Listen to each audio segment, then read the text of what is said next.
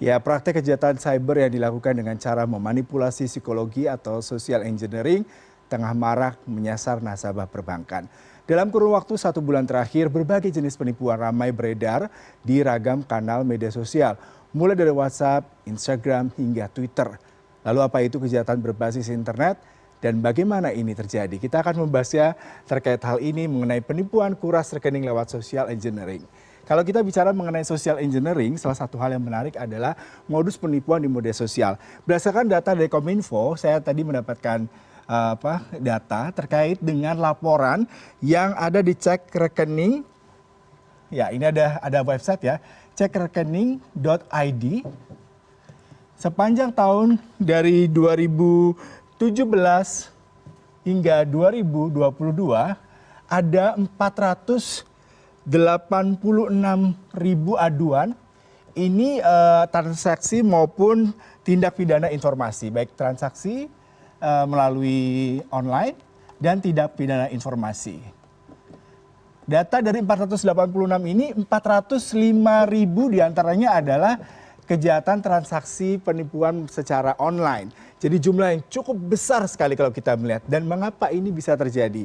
Beberapa hal yang menarik yang bisa kita pelajari adalah terkait dengan salah satunya sering kali terjadi meniru halaman login mobile banking. Kadang-kadang kita sebagai pengguna media sosial ataupun pengguna mobile banking seringkali tidak mengacuhkan ataupun tidak memperdulikan terkait dengan informasi ini. Ini sebenarnya sederhana sekali karena rata-rata kalau kita bicara mengenai meniru halaman login banking ini, peniruan ini sangat mudah dilakukan karena para pelaku kejahatan cyber ini hanya menggunakan login mobile banking, mereka hanya melakukan perubahan secara signifikan, kemudian juga membuat orang sedikit tertipu, misalkan kayak bca.co.id dia tambah dengan bca.co.id.go atau apa seperti itu, sehingga masyarakat tidak secara intens melihat secara detail ketika akan masuk ke login mobile banking.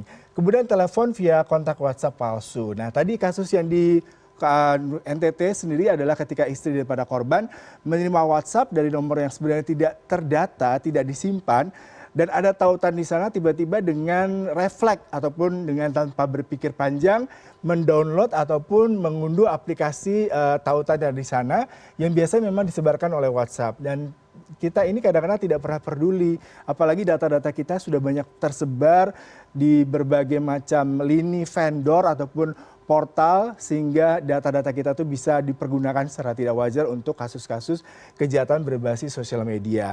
Kemudian chat admin palsu. Kadang-kadang dengan kemajuan teknologi, perbankan juga menggunakan admin di media sosial maupun di WhatsApp sehingga bisa mempermudah proses interaksi ketika adanya komplain, ketika adanya masukan ataupun ketika adanya pelaporan. Tetapi terkadang kita tidak sadar bahwasanya beberapa pengguna kejahatan berbasis sosial media, mereka mengambil kesempatan celah di sini ketika kita terbiasa dengan WhatsApp, dengan informasi-informasi yang sifatnya cepat, mereka menggunakan data-data kita, lalu mereka masuk untuk mendapatkan informasi kita. Misalkan nih, kalau kita bicara mengenai data yang disebarkan terkait dengan diskon, kemudian juga dengan adanya biaya tambahan atau pengurangan informasi terkait dengan transaksi perbankan. Nah, kemudian yang terkait berikutnya adalah incar keluhan akun asli. Biasanya ini kita bisa mendapatkan kemudahan untuk memberikan komplain atau memberikan masukan terhadap pihak perbankan ataupun pihak-pihak yang terkait dengan bisnis sosial media atau yang dipermudah dengan menggunakan online, di mana mereka bisa menggunakan Instagram, ya, kemudian Twitter, dan rata-rata mereka bisa berkeluh kesah ataupun menyampaikan pesan, masukan melalui akun-akun ini. Tetapi terkadang kita tidak aware ya, bahwa sebenarnya akun-akun itu sudah di-cloning.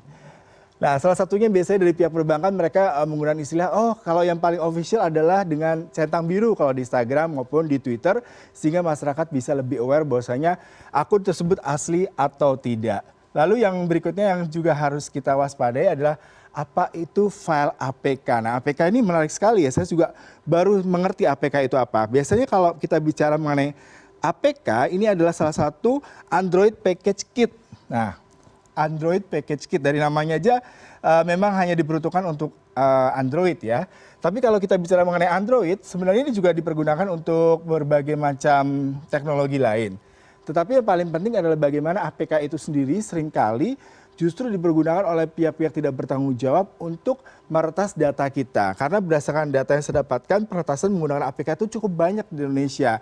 Terakhir itu misalkan pengiriman paket, kemudian juga undangan perkawinan di mana mereka mendownload data seperti itu. Nah, ini yang menarik adalah kalau kita bicara mengenai APK tadi, biasanya mereka ini format cara kerjanya adalah seperti dengan Windows X ya gitu. Kalau saya baca ini cara kerjanya mirip dengan instalasi format dengan dimana kita sendiri X biasanya XC yang ya kita akrab sendiri dengan Windows, sehingga tanpa sadar kita akan diretas data kita di sini. Jadi ini ada perangkat software atau perangkat lunak dari Android yang biasanya memang paling ideal di-download di penyedia jasa yang official. Jadi kalau kita misalkan ingin mendapatkan aplikasi-aplikasi terbaru di bidang Android, kadang-kadang suka menggunakan APK karena kita tidak sabar untuk menunggu dan fasilitas-fasilitas ataupun software baru, atau kita menghindari untuk membayarnya.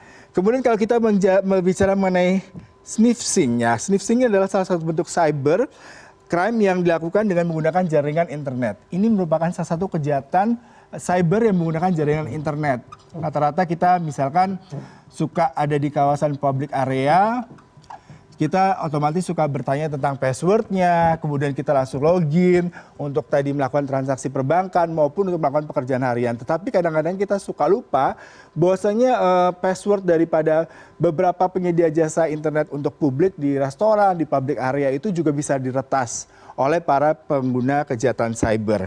Nah, apa itu active sniffing? Kalau kita bicara mengenai active sniffing adalah dengan cara mengubah isi paket data dari jaringan. Jadi seluruhnya dirubah, ya.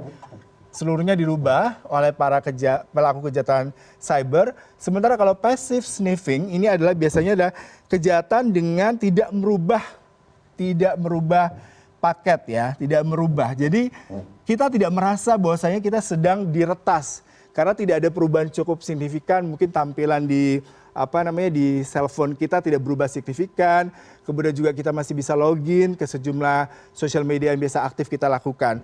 Dan kedua hal ini memang secara penting perlu kita perhatikan karena ini adalah salah satu cara daripada pelaku kejahatan cyber untuk masuk ke dalam perilaku bagaimana mereka melakukan kejahatan di bidang sosial media maupun modus-modus penipuan menggunakan cyber.